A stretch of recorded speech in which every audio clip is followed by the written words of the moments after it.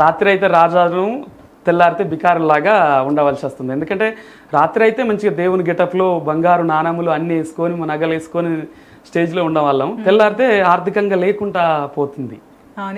ఇప్పటికైనా గుర్తుంచుకొని ప్రజలందరూ కూడా ఇట్లాంటి మాలాంటి మరుగులో పడ్డ వాళ్ళని గుర్తించున్న మన ఛానల్ వారిని, ఇంకా ప్రేక్షక దేవుళ్ళందరినీ కూడా కోరుకుతున్నాము. ఇంకా గుర్తించాలి మమ్మల్ని.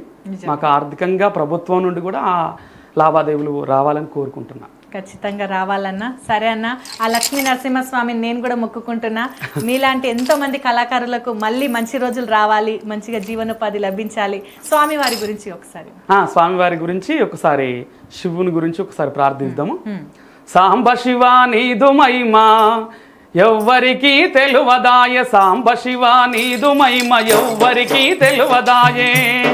గంగా జలము తెచ్చి నీకు అభిషేకం చేదునంటే, గంగా జలము తెచ్చి నీకు అభిషేకం చేదునంటే, గంగ జలముల చేప కప్పలు ఎంగిలంటున్నావు శంభో హర హర, శంభో శివ శివ హర హర శివ శివ.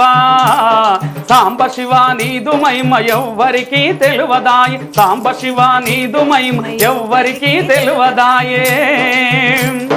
భూమి పూలు తెచ్చి నీకు సృష్టిగా పూజిద్దామంటే, భూమి పూలు తెచ్చి నీకు సృష్టిగా పూజిద్దామంటే, కొమ్మ కొమ్మకు కోటి తొమ్మిది ఎంగిలంటున్నావు శంభో హర హర, శంభో శివ శివ.